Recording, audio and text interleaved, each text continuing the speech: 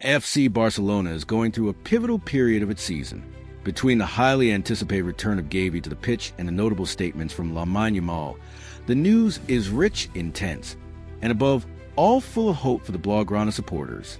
As a decisive clash against Atletico Madrid in the Copa del Rey semi-final approaches, every detail matters, every word carries weight, and precisely, some words have stood out in recent days. Among them, those of Lamine Yamal. The young Spanish winger spoke ahead of the next World Cup. Even though the competition is still far away, his message is clear. His objective is simple: to win with Spain. He said it directly. He wants to give everything for his country. This statement shows something important. Despite his young age, Lamine Yamal already understands what the national shirt represents. He understands the responsibility. He understands the expectations, and above all, he embraces them. What is interesting is that this will be his first World Cup. Many feel as if he has been there for a long time, given maturity and consistency with which he plays. But in reality, in 2022, he was not yet selected for the national team. His first major international competition was the European Championship, and that Euro, he won it. An almost perfect start to his career. For now, Lamine Yamal has not yet experienced a real failure with the national team. Certainly, some will mention the lost Nations League final, but reaching the final remains an important achievement. And during that competition, he was even decisive at key moments. So it is not a journey marked by disappointment, but rather by success. That said, the World Cup is another challenge.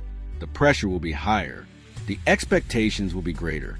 Spain will be among the favorite teams, but everything will depend on the group's form, the coach's choices, and the ability to manage difficult moments.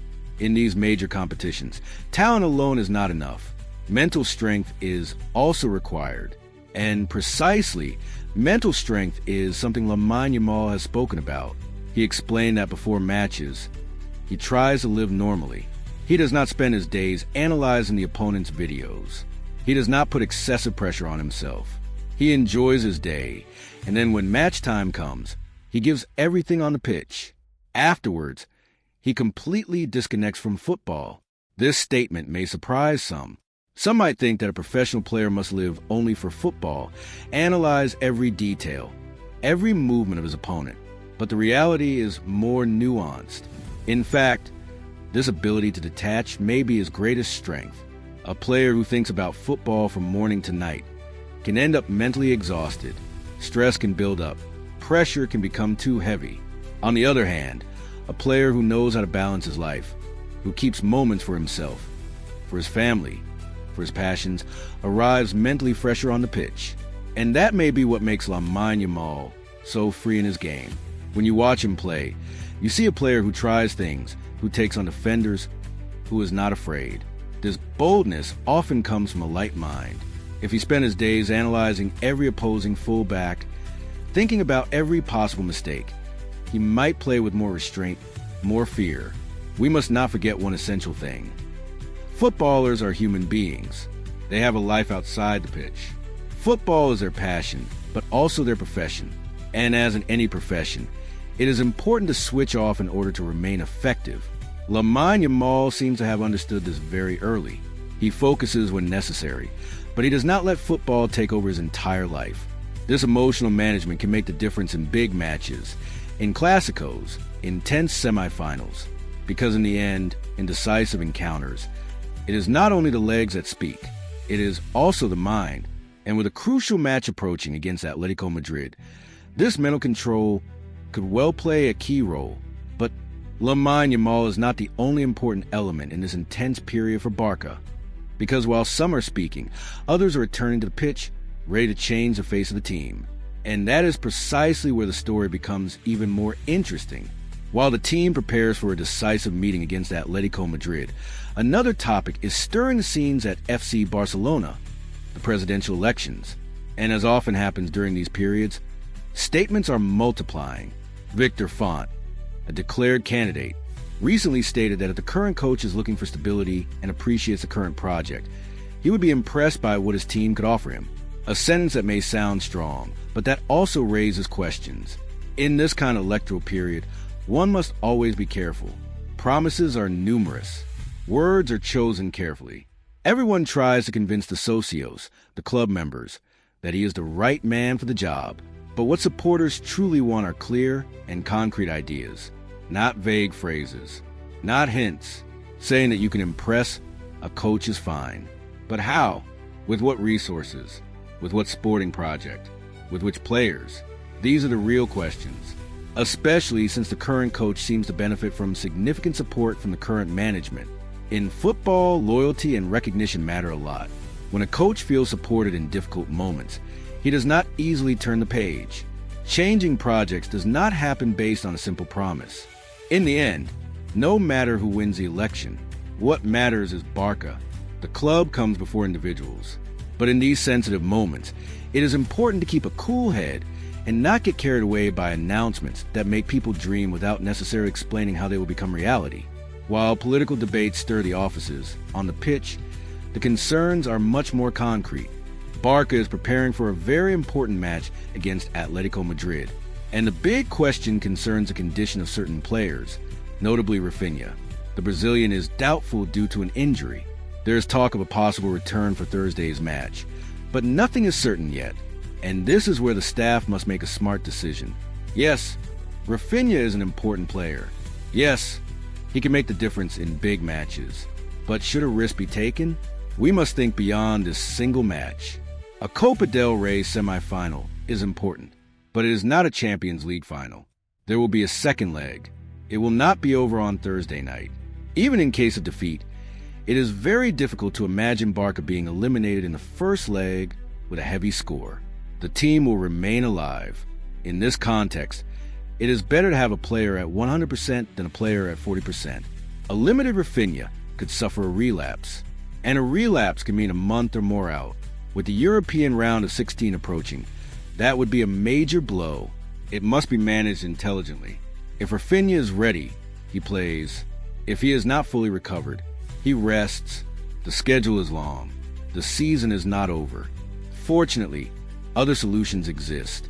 Rashford is gaining momentum. He is getting playing time. He seems confident, and he has even been rested recently. Lamine Yamal is in form. The team, overall, is responding well. Certainly, Pedri's absence weighs heavily in an away match against Atletico, but the group has shown it can adapt. And then, there is excellent news that brings a smile back to the supporters. Xavi is back on the pitch. For now, he is not yet taking part in full training sessions, but he is touching the ball again. And after weeks, even months of absence, that simple detail is huge. Touching the ball again, regaining sensations, feeling the pitch under his feet, it is an essential step. We do not yet know exactly when he will play an official match again, but one thing is certain. He will be back before the end of the season, and that can change everything. Xavi brings energy, character, intensity. He is a player who never cheats. His return can give new momentum to the midfield in the final stretch. The question is already being asked. Can he aim for a place in the next World Cup? Competition in Spain's midfield is very strong. There are many talented players. Places will be expensive.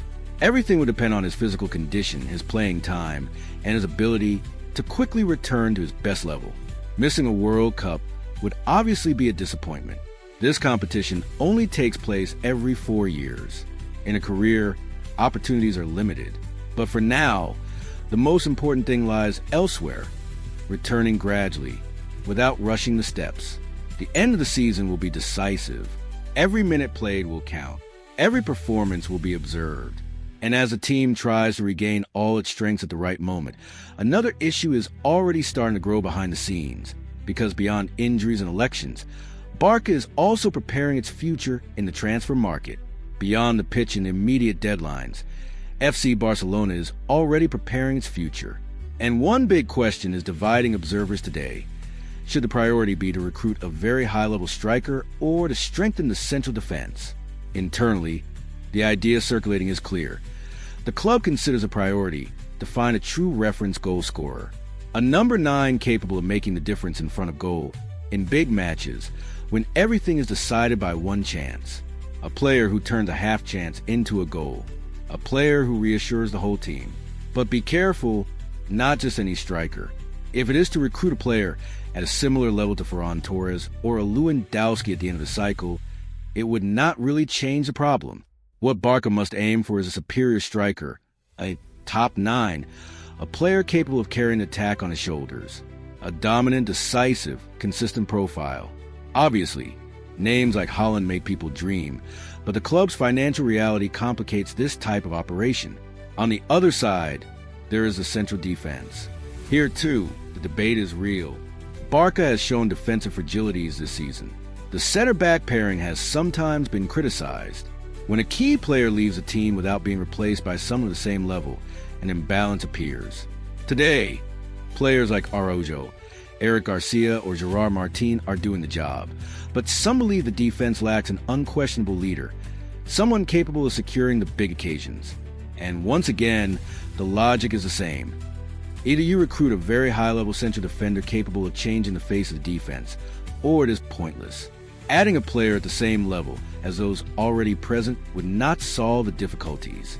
Everything will therefore depend on transfer opportunities, and above all on the club's finances. If Barcelona has to turn to loans or players at the end of their contracts, the choices will be limited. And this is where the debate becomes fascinating.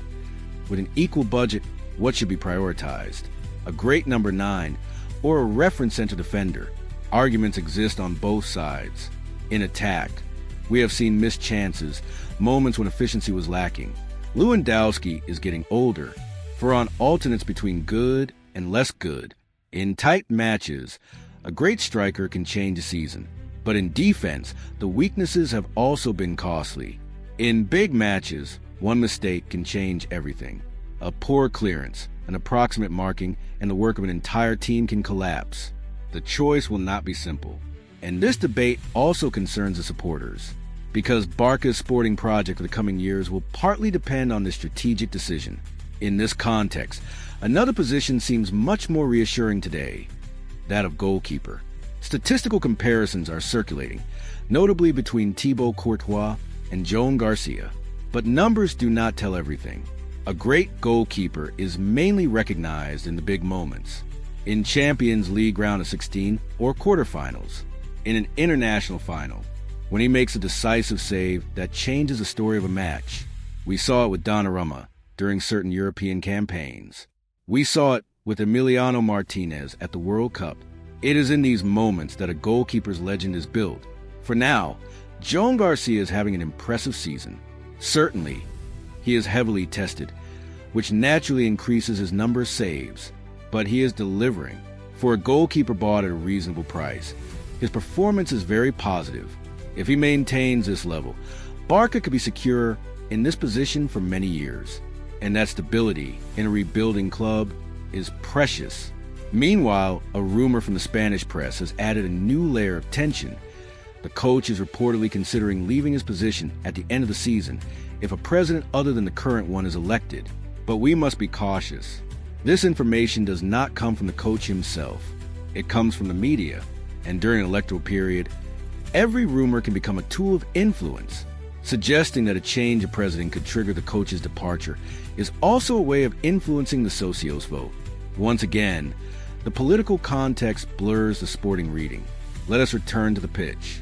After the last victory against Atletico, the coach showed satisfaction, but also demands. He acknowledged that his team's first half was not at the expected level. And above all, he warned, against Atletico Madrid, the same relaxation will not be allowed. Why is this warning important? Because he himself was a player. He knows how a dressing room works. He knows that unconsciously, depending on the opponent, depending on the stakes, intensity can vary. Sometimes players relax slightly. Sometimes they manage the game.